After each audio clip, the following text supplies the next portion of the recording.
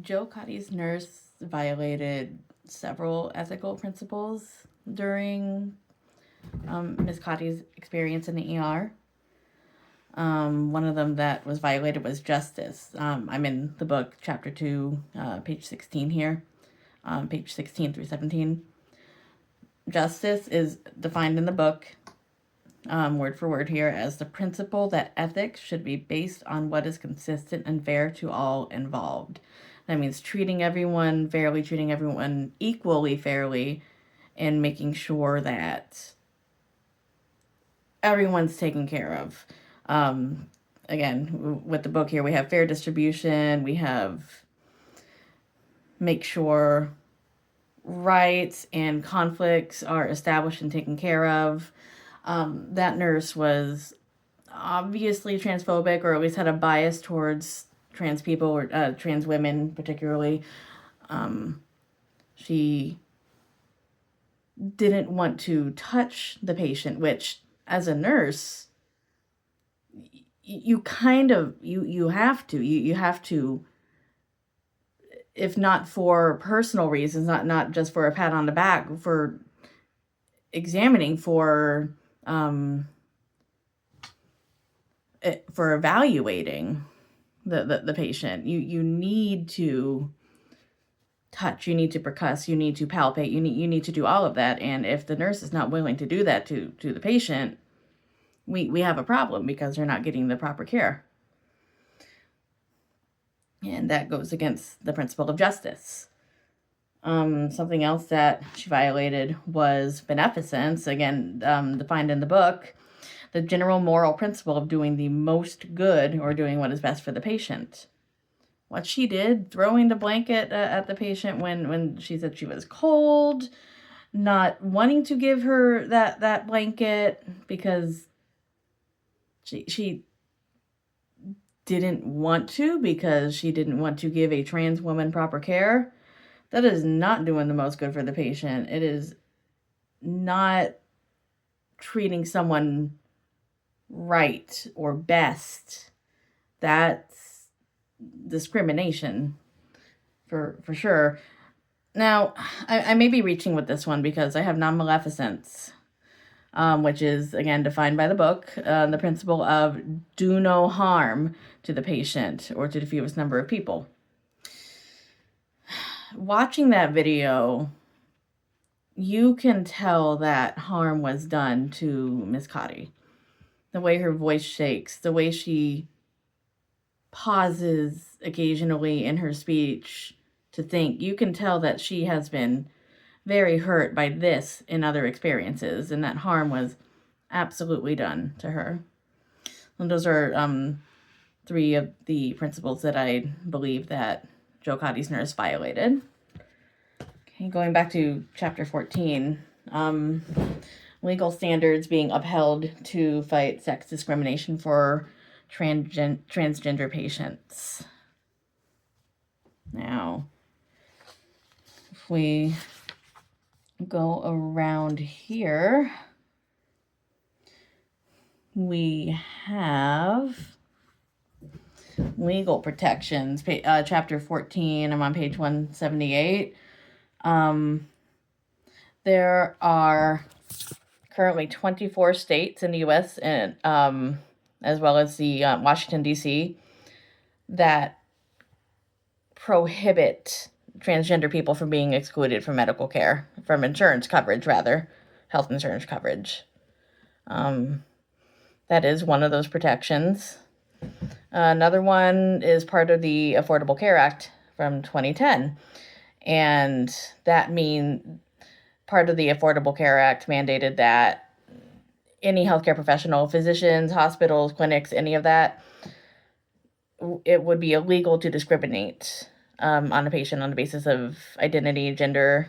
In 2014, they protected, again, like the previous 24 states in DC, the ACA prohibited insurers from denying health insurance coverage, again, on the basis of gender.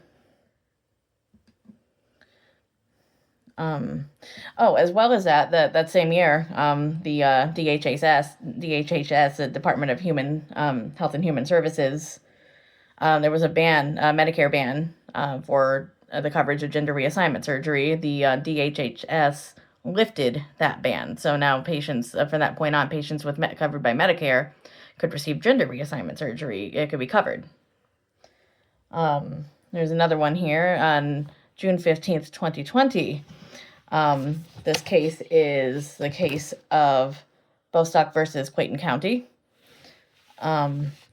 This was the Supreme Court affirming that the Title IX, it's Title IX of the Civil Rights Act. It basically confirmed that the Civil Rights Act included sex and gender discrimination, as well as racial and religious discrimination. It added that in there.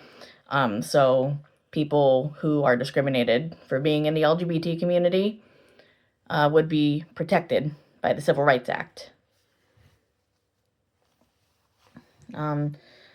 Those are some of the examples in the book about protections that protect people, the transgender people, and people all across the LGBT community, whether you be gender nonconforming or non-binary or anything, gay, straight, gay, bisexual, lesbian, all protected under those statutes, under those protections.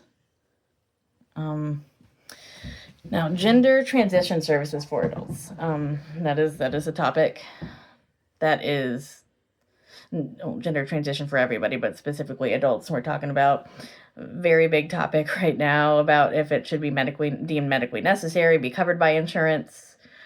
I know from the experience of those around me, of very, very many of my loved ones, that gender reassignment surgery should absolutely be considered medically necessary. Transgender people that do not transition or are forced to stay in the closet, rather, gender dysphoria is absolutely a medical issue. It is absolutely a mental issue.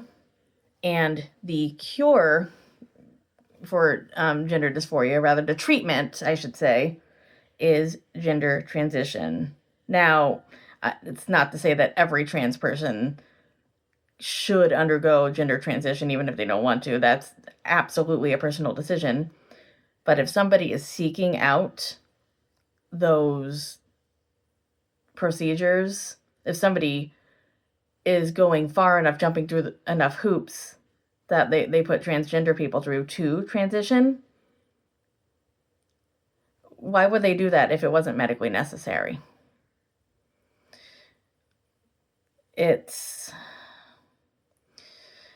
for a lot of these people, not getting the care that they need is detrimental to not only their physical health, but their mental health.